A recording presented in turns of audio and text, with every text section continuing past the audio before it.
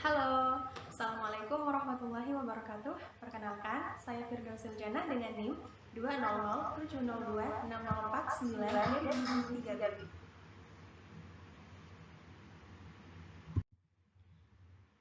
Baik, pada kesempatan kali ini saya akan mempresentasikan hasil pengambilan data yang telah saya lakukan beberapa hari yang lalu mengenai food recall dan food record. Sebelum itu, kita harus mengetahui terlebih dahulu perbedaan antara food recall dan food record. Food recall adalah metode penilaian daya terorganisir yang digunakan untuk menentukan semua makanan dan minuman yang dikonsumsi oleh klien dalam periode 24 jam. Dalam hal ini, saya melakukan pengambilan data food recall dalam 2 hari, yaitu di hari libur dan di hari kerja. Adapun food record sendiri adalah pencatatan makanan, baik jenis maupun jumlahnya, yang dilakukan dengan cara diestimasi atau ditimbang sesuai ukuran porsi untuk periode waktu tertentu. Dalam hal ini, saya melakukan pengambilan data food record dalam 2 hari, yaitu keduanya di hari kerja. Nah, dapat dilihat di sini, klien bernama Emalia Putri dengan jenis kelamin perempuan, berusia 19 tahun dengan berat badan 44 kg, tinggi badan 149 cm. Dia sebagai mahasiswi. Adapun pengambilan data food recall ini saya lakukan pada tanggal 19 September 2021. Di sini dapat dilihat pada sarapan pagi dia mengkonsumsi nasi goreng yang bahannya itu terdiri dari nasi putih, minyak sawit, ayam goreng paha bagian atas, dan dia minum susu sapi cair. Adapun selingan siang, dia hanya mengkonsumsi buah, yaitu jeruk mandarin dan salak. Dan di menu siangnya, makan siangnya dia mengkonsumsi nasi putih dengan lauk udang yang dibumbu merah, dan sayurnya adalah kelor kuah bening. Dan di sini juga terdapat tahu goreng. Adapun minumnya dia mengkonsumsi jus mangga, yang mana bahannya itu terdiri dari mangga dan gula. Di selingan sore, dia mengkonsumsi lemper ayam yang bahannya terdiri dari ketan yang dikukus dan ayam suwir. Selain itu, dia juga mengkonsumsi singkong goreng. Tentunya di sini ada penyerapan minyaknya nanti. Di menu makan malam, dia mengkonsumsi nasi putih dengan lauk empal, yaitu bahannya terdiri dari daging sapi dan santan. Selain itu, sayurnya dia mengkonsumsi tumis sawi yang bahannya terdiri dari sawi dan minyak sawit. Adapun food recall di hari kedua, yaitu saya mengambil datanya pada tanggal 22 September 2021. Pada menu sarapan pagi, dia mengkonsumsi nasi goreng dengan topping telur ceplok. Bahannya yaitu nasi putih yang digoreng, telur. Di sini adalah dia mengkonsumsinya telur ras, yaitu dengan cara digoreng ceplok, dan minumnya adalah dia minum teh hangat yang terdiri dari teh dan gula. Adapun di selingan siangnya dia mengkonsumsi pisang goreng. Adapun bahannya yaitu ada pisang, ada tepung, dan tentunya ada juga penyerapan minyaknya. Di menu makan siang dia mengkonsumsi nasi putih dengan lauk tempe tepung dan sayur lodeh. Adapun bahan-bahannya yaitu nasi putih yang dikukus, tempe tepung yang digoreng, tentunya ada penyerapan minyak, dan sayur lodeh yang terdiri dari labu siam dan santan. Di menu selingan sorenya, dia mengkonsumsi buah yaitu pisang emas dan telur puyuh yang direbus. Dan makan malamnya dia mengkonsumsi mie goreng yang terdiri dari mie, sawi, dan kubis. Tentunya di sini ada tambahan minyaknya ya. Untuk minumnya dia mengkonsumsi susu bubuk. Mengkonsumsi susu yang bahannya itu adalah susu bubuk. Nah, ini dia perhitungan dari food recall di hari pertama.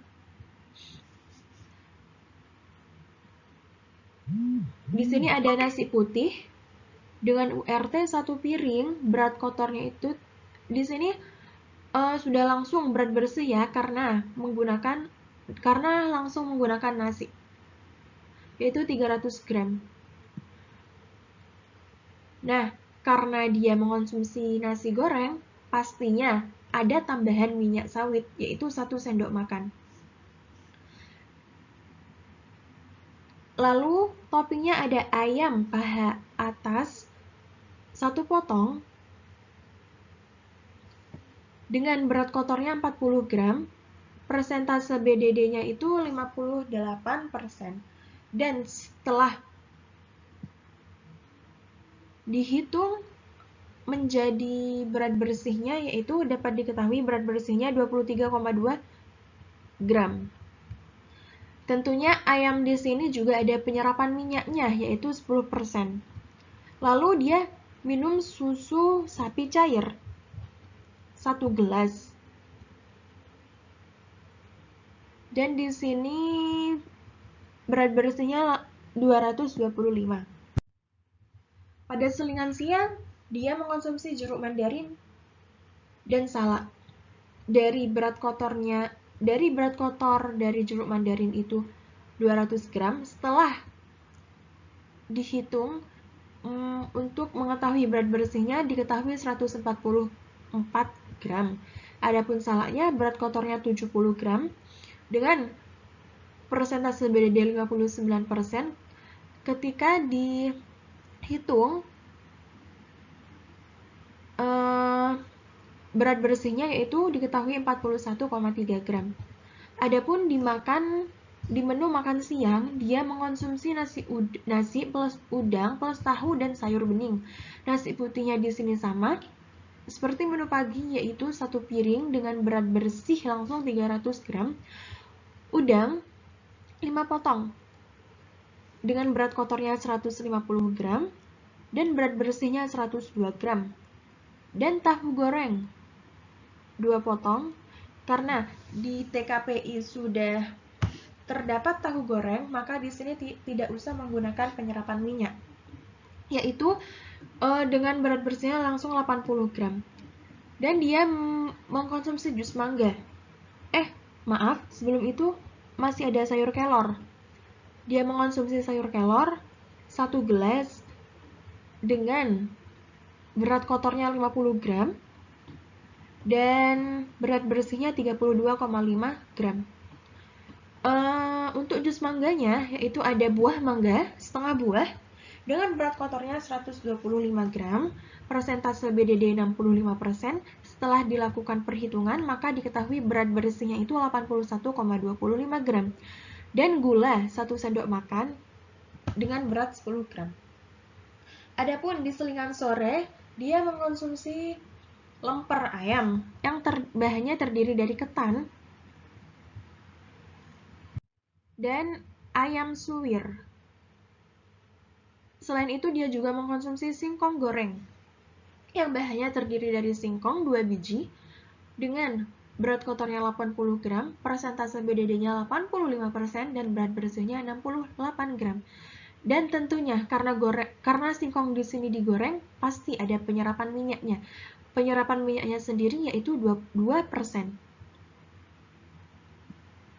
Adapun di menu makan malam, dia mengkonsumsi nasi putih dengan topping empal dan tumis sawi. Empal di sini terdiri dari bahan daging sapi dan santan.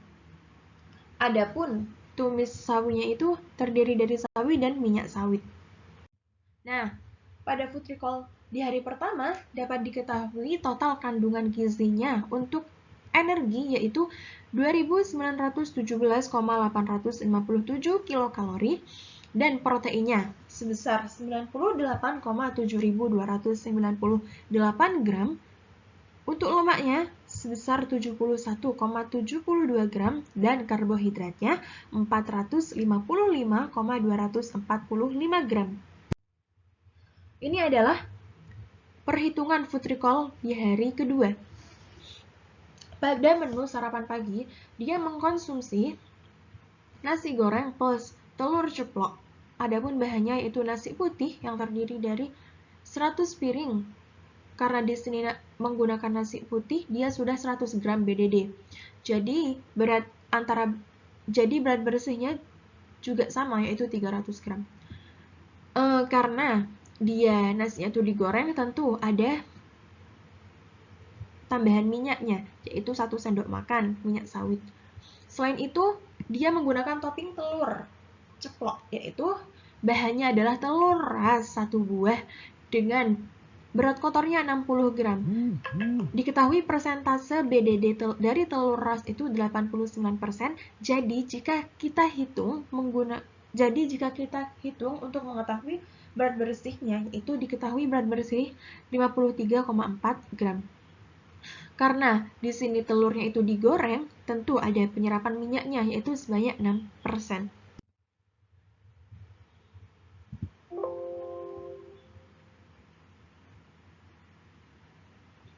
Pada menu selingan siang, dia mengkonsumsi pisang goreng.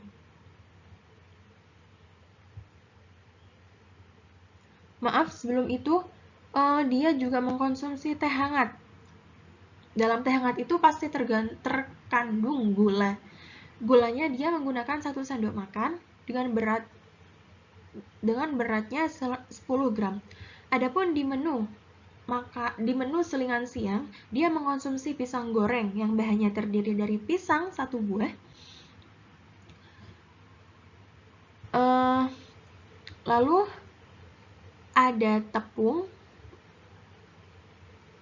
ada gula, tentunya karena di sini digoreng pasti ada penyerapan minyak sebesar 11%.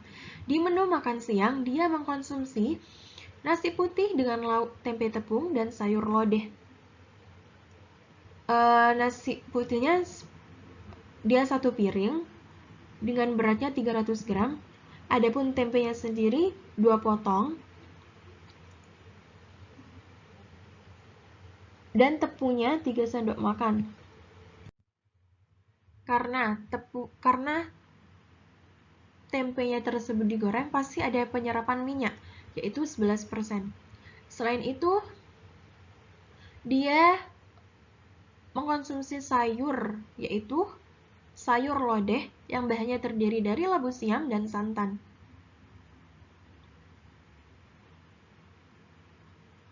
Labu siamnya sendiri diketahui dengan berat 30 gram, persentase BDD-nya 83% dan berat bersihnya 24,9 gram. Dan santannya yang digunakan yaitu sebanyak 195 gram. Adapun di selingan sore dia mengkonsumsi buah dan telur, yaitu buah yang dia konsumsi pisang emas yang terdiri dari 3 buah dengan berat kotornya 60 gram. Diketahui persentase BDD dari pisang emas itu 85%. Dan di sini diketahui berat bersihnya 51 gram. Adapun telur puyuh yang dia konsumsi sebanyak 5 buah dengan beratnya itu 50 gram. Adapun di makan malam dia mengkonsumsi mie goreng yang terdiri dari mie sebanyak 1 piring dengan berat 100 gram dan ada sayur sawi sebanyak 3 sendok makan dengan berat bersih 26,1 gram. Selain itu ada sayur kubis juga dengan berat kotornya 30 gram dan berat bersih 22,5 gram. Karena minyak tersebut digoreng, pasti ada tambahan minyaknya juga. Di sini menggunakan minyak sawit sebanyak 2 sendok makan dengan beratnya 20 gram. Selain itu, dia juga mengkonsumsi untuk minumnya yaitu susu. Adapun susu yang bahannya yaitu susu bubuk 3 sendok makan dengan berat 30 gram. Nah, di sini dapat diketahui total kandungan gizi pada food recall yang kedua, yaitu energinya sebesar 2.557,712 kilokalori. Untuk proteinnya sebesar 69,9 gram, untuk lemaknya 85,247 gram, dan untuk karbohidratnya 390,08 gram. Nah, di sini setelah dilakukan perhitungan IMT untuk klien tersebut, dapat diketahui bahwa IMT-nya yaitu 19,81. Maka dari itu, status gizi klien tersebut yaitu dikatakan normal. Nah, di sini juga menghitung perhitungan kebutuhan gizi untuk klien tersebut menggunakan rumus IOM dan rumus Mifflin. Pertama, kita bahas terlebih dahulu mengenai rumus IOM. Jadi, menurut rumus IOM, energi yang dibutuhkan oleh klien tersebut yaitu sebesar 2.339,51226 kilokalori. Untuk proteinnya 87,731 gram, untuk lemaknya 64,986 gram, dan karbohidratnya 350,92 gram. 926 gram. Adapun menurut rumus Mifflin, kebutuhan energi yang diperlukan oleh klien tersebut yaitu 1.561,35 kilokalori, untuk proteinnya 58,55 gram, untuk lemaknya 43,37 gram, untuk karbohidratnya 234,20 gram. Adapun rata-rata kandungan gizi 2 hari di hari kerja dan di hari libur yaitu untuk energinya sebesar 2.660,6 kilokalori, proteinnya 78,12 gram, lemaknya 81,38 gram, karbohidratnya 408,69 gram. Untuk persentase kecukupan gizi berdasarkan rumus Mifflin dapat diketahui bahwa energinya itu dia lebih 50%. Untuk proteinnya diketahui 133,42%, jadi dia tuh lebih 14% dari kebutuhan normal. Untuk lemaknya diketahui 187,64%, jadi untuk tingkat kecukupan lemaknya dia masih lebih 17%. Adapun untuk karbohidratnya sendiri diketahui 174,50%, berarti di sini masih lebih 4% dari batas normalnya. Untuk persentase kecukupan gizi berdasarkan rumus IOM dapat diketahui bahwa energinya 113,72%. Di sini statusnya itu normal. Proteinnya 89%, dia defisit tingkat ringan, dia kurang 1% untuk mencapai normal. Adapun lemaknya yaitu 125,226%, dia lebih kecukupannya itu lebih 8%. Adapun karbohidratnya dia 116,46%, kecukupannya itu lebih 3%. Nah, yang selanjutnya adalah food record. Klien bernama Nawawi, jenis kelamin laki-laki, usia 43 tahun, berat badan 70 kg, tinggi badan 185 cm, dia bekerja sebagai pengusaha. Adapun tanggal pengambilan data saya lakukan pada tanggal 22 September untuk food record yang pertama.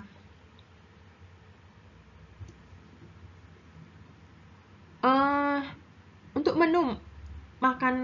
menu sarapan pagi dia mengkonsumsi bubur ayam yang bahannya itu terdiri dari bubur dari nasi, ayam suwir, telur ayam, kentang, dan dia minum kopi susu yang terdiri dari kopi dan susu. Adapun di selingan siang dia mengkonsumsi buah yaitu pisang kepok dan anggur. Di menu makan siang dia mengkonsumsi nasi putih dengan topping sate kambing dan jus jeruk. Di selingan sore dia mengkonsumsi roti plus madu. Di menu makan malam dia mengkonsumsi nasi putih dengan topping terung balado dan lauk udang Adapun food record yang kedua saya lakukan pada tanggal 23 September 2021. Di menu makan pagi, dia mengkonsumsi nasi uduk yang bahannya terdiri dari nasi putih, telur dadar, tempe, tepung, dan timun. Adapun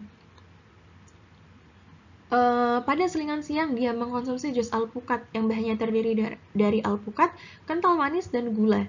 Di menu makan siang, dia mengkonsumsi nasi dengan topping ikan sarden dan sayur tumis kangkung. Untuk selingan sore, dia mengkonsumsi talas dan martabak manis dan minum kopi. Pada makan malam, dia mengkonsumsi soto ayam yang bahannya terdiri dari nasi putih, ayam suwir, santan, dan telur, dan dia minum susu putih. Nah, ini perhitungan dari food record di hari pertama. Pada menu sarapan pagi, bubur ayam, yaitu bubur nasi 1 mangkok, ayam suwir, telur ayam ras, kentang, dan susu bubuk. Pada selingan siang, dia mengkonsumsi pisang kepok. Pada menu makan siang, dia mengkonsumsi nasi putih, daging kambing, dan jeruk manis, dan jus jeruknya di sini pasti ada tambahan gula. Untuk selingan sore, dia mengkonsumsi roti putih plus madu. Dan untuk makan malam, dia mengkonsumsi nasi putih terong balado. Di sini ada tambahan minyak sawit 3 sendok makan. Dan di sini ada topping udangnya juga. Adapun total kandungan gizi pada food record yang pertama, yaitu energinya sebesar 2680,71 kilokalori, proteinnya 83,336 gram, lemaknya 73,741 gram, dan karbohidratnya 469,524 gram. Ini food record yang kedua. Sarapan paginya ada nasi putih, ada santan, telur dadar. Telur dadarnya di sini pasti ada penyerapan minyak sebesar 22%. Ada tempe dan tepung. Di sini selingan siang ada jus alpukat yang terdiri dari alpukat 2 buah dari berat kotornya 130 gram dengan persentase BDD 61% ketika dihitung untuk mengetahui berat bersihnya maka diketahui berat bersihnya 79,3 gram. Di sini juga ada kental manis dan tambahan gula. Untuk menu makan siang, dia mengkonsumsi nasi putih 1 piring, ikan sarden. Di sini di TKPI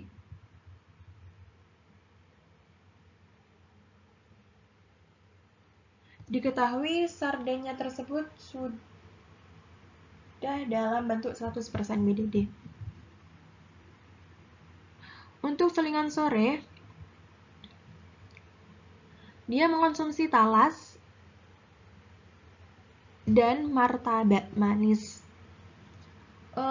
Martabak manis yang tersebut terdiri dari tepung terigu, kental manis, dan gula, dan juga keju. Untuk makan malam, dia mengkonsumsi nasi putih. Untuk makan malam dia mengkonsumsi soto ayam yang bahannya terdiri dari nasi putih 1 centong, ayam suwir 3 sendok makan, berat kotornya itu 30 gram, berat bersihnya 17,4 gram. Dan di sini ada telur 1 buah, telurnya di sini dikukus, adapun berat kotornya itu 60 gram. Diketahui di TKPI persentase BDD dari telur itu 89%, jadi jika dihitung untuk mencari berat bersihnya, maka dapat diketahui berat bersihnya di sini 53,4 gram. Dan dia mengkonsumsi susu cair yang bahannya terdiri dari susu bubuk, yaitu 4 sendok makan susu bubuknya. Untuk food record yang kedua ini, diketahui total kandungan gizi untuk energinya 2267,27 kilokalori, untuk proteinnya 100,1872 gram, untuk lemaknya 68,018 gram, untuk karbohidratnya 340,58 gram. Nah, ketika dihitung IMT klien tersebut, diketahui bahwa IMT-nya sebesar 20,45. Jadi, dapat diketahui status gizi klien tersebut normal. Adapun berat badannya sendiri yaitu 76,5 kg. Jika digunakan perhitungan dengan rumus Mifflin, maka energi yang dibutuhkan untuk klien tersebut yaitu 2072,35 kilokalori, proteinnya 77,71 gram, lemaknya 57,56 gram, karbohidratnya 310,85 gram.